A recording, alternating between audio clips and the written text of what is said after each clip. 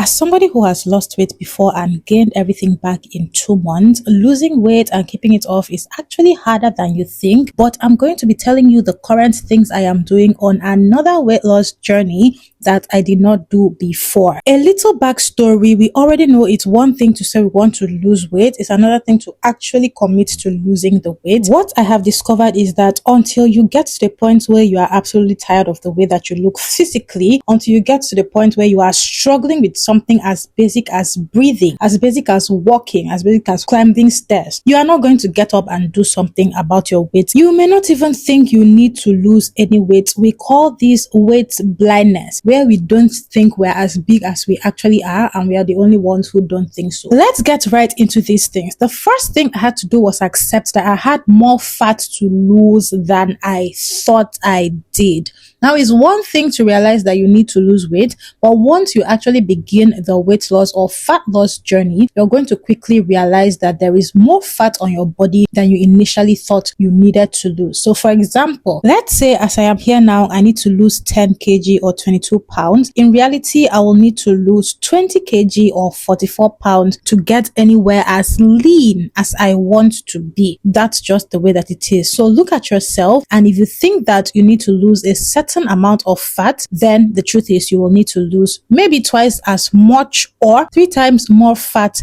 than you currently think you need to lose. 2, I started tracking my meals again, and I actually prioritized understanding food better. Now, my first cut actually went well in that regard because I was tracking my meals consistently. But one thing that happened is that I fell off when it came to my macros. So I started off well, tracking protein, tracking carbs, and then tracking things like fat and reducing the nutrients I was consuming where necessary. But I completely forgot at one point for some reason, and I started to just eat carbs anyhow. And whether you like it or not, when you're trying to get lean, the amount of carbs, the amount of protein, and the amount of other macros and micros that you consume is going to play a key factor in how your body turns out. So what happened to me was that because I stopped prioritizing protein and I started to eat way more carbs than fit my goal, I actually started to look a little puffy. I didn't look as lean, and my muscles were not looking so defined. I didn't like that, and so because of that, I changed my fitness goal and moved away from prioritizing nutrition for a while, which inevitably led to me gaining weight. So I turned all of that focus into building my glutes and getting them as big as I could get them at that time. 3, I strength train as much as I do cardio. Now, cardio is a huge part of losing weight and losing fat, but cardio alone is not going to make you look lean.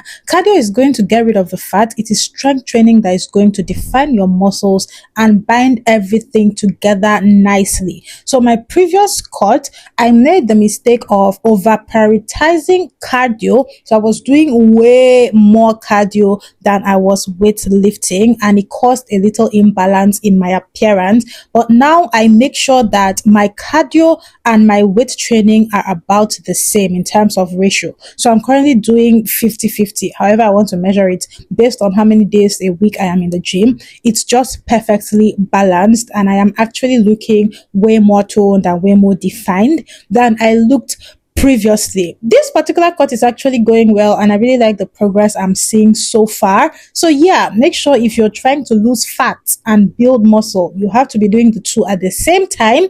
If you're working out, prioritize your nutrition, prioritize cardio, also prioritize strength training or lifting weight. And don't be scared of lifting heavy. Just make sure that you are targeting specific muscle groups based on your body goals or your fitness goal. I'm going to expand more on this in a subsequent point. For prioritizing progressive overload instead of sticking to one weight for too long. This is a common mistake when you are lifting, especially strength training. Once you get used to a particular weight that you've been carrying for very long, your body tends to also get used to that weight. You need to constantly be training your muscles to lift heavier. That is what's going to further define your muscles, build, grow, or whatever term you want to put in there. So progressive overload does not need to necessarily be jumping from one weight to the next very big weight. A little thing as adding an extra 5 kg to your current weight, adding an extra 2.5 kg to your current weight, adding an extra 10 kg to your current weight will make a difference and also help you grow stronger. So progressive overload, that is something that you don't want to miss out. By the way, I hope from this video we can see that I'm training core. I'm going to leave the list of exercises I did on this day in the pinned comment and also add in the number of reps per exercise, number of sets that I did. 5 explosive training and sprinting are now part of my weekly workout split, and I do these things regularly. I mean every week. Now, the way that you work out is largely determined by your fitness goals, obviously. But for me, in the past and also on my last cut, when I added in explosive training and sprinting and did them for just 1 month, I really liked the way my body looked after, and I just kept them in the workout split moving forward. These things help to better define the muscles, and they just also hold everything together nicely. I'm using simple terms so that those of us that are not regular gym goers can understand exactly what I am talking about. 6, I reduced snacking. Snacking is that one thing that will sabotage all of your progress without you knowing it. And snacking on its own is not inherently bad. It is the things that you snack on that determine whether or not you actually hit your fitness or body goals. You cannot be snacking on processed food. You cannot be snacking on huge food portions and you think that you will stay within your daily calorie consumption. That's not how it works. When you're actively trying to lose body fat, build muscle, lose weight, every single thing you put in your mouth matters. Every single food that you eat and the nutrients that these foods contain matters. You need to make sure that you stay on top of your nutrition. So swap all of your unhealthy processed snacks, chips, juices, ice creams, popcorns for healthier options like fruit, like rice cakes with a little peanut butter. So the apples, the grapes, the kiwis, strawberries, whatever other food that you can eat that is not processed. And trust me, you're going to see way more progress. Not only will you see progress, but these things will also help to suppress your appetite, suppress your sweet tooth. And yeah, that's how you get benefits from them. And yes, you can have the processed snacks once in a while, but they shouldn't be something that you're consuming too often. 7, I've cut out the things that are not working for me, especially food. Once it comes to fitness, once it comes to weight loss, it tends to get very boring. And like I said, I've already done 1 cut. Now on my previous cut, I was eating the same things every single day, and these things helped me see results and good results. Now on this current cut, I started off on a poor note a little bit. I was trying to explore, do more, eat more fiber, and I was just eating some kinds of things that I didn't eat on my first cut. And what I observed is that I was even adding weight instead of losing weight initially. So I had to adjust all of that, and I simply returned to the things I was eating on my first cut. Foods that were high in the nutrients my body needed, foods that kept me full, but these foods were not so calorie dense. So it's all about sticking with the things that work for you and your own body. Make sure everything that you do, everything that you eat is tailored to fit your own needs, health-wise and fitness-wise, and then also keep your dream body in mind. There are so many options. There are so many pieces of advice on the internet. There are so many food options available. It's not everybody that these different foods will work for. So find the ones that you like, and if you've done them before and they have given you results before, please just stick with them. When it comes to weight loss, when it comes to fitness, you're supposed to be eating the same things every single day. That is how these things work and work better. And one thing I have observed is that when I eat the same things every single day, somebody on the outside looking in would think that I am bored and eating this food is boring, but that is the farthest thing from the truth. I eat the most bland looking foods and I look forward to eating these things every single day because my palate has adjusted. I have gotten used to eating these things, and these things are actually the better option for me compared to the way that I was eating before I started to eat these new things and learn and understand their benefits for my body. 9, actively training core. This is literally one of the newest things I have added into my workout split. Before, you will never catch me training core, but after my last cut, when I saw the way that my body looked lean, but my core still looked pudgy and it was very, very soft, it wasn't defined, that the muscles in my core or around my core were not defined, I knew that for my next cut, I would have to do something about it and make the core muscles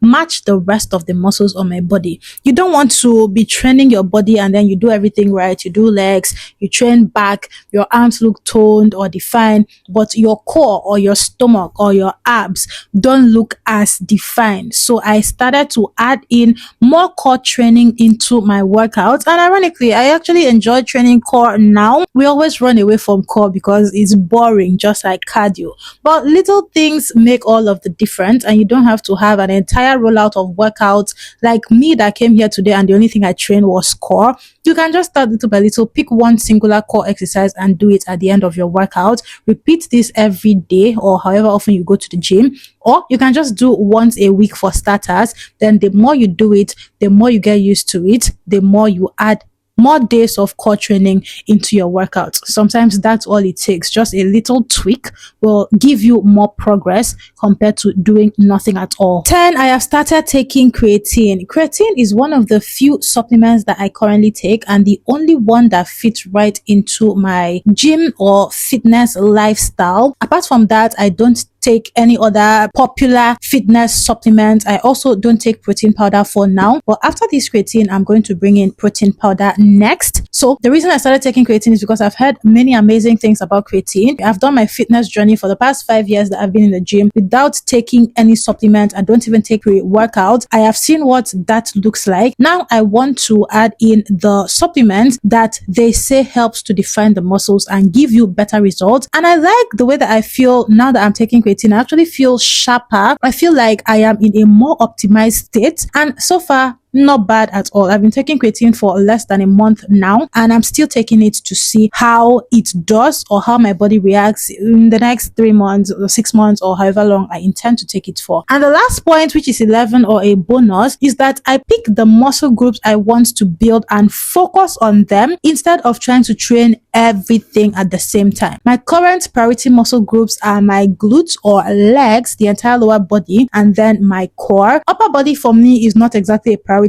because I want my upper body to stay smaller, but I do workouts that keep my upper body strong and also define the upper body muscles. But for priority, I stay on my lower body workouts on top of lower body workouts, and I also prioritize core. That's it. I wanted to make this video to give you guys some more inspo, more motivation, some more tips, some more habits that you can start practicing that are going to make habits that are right. Yes, habits that are going to make an entire difference or an entire change, or just help you see better improvement in terms of your weight loss, fitness, living healthy, and whatever other goals you are working on. I hope you found this video helpful. Make sure you give this channel a follow. Make sure you stay tuned for the rest of the videos that I have coming.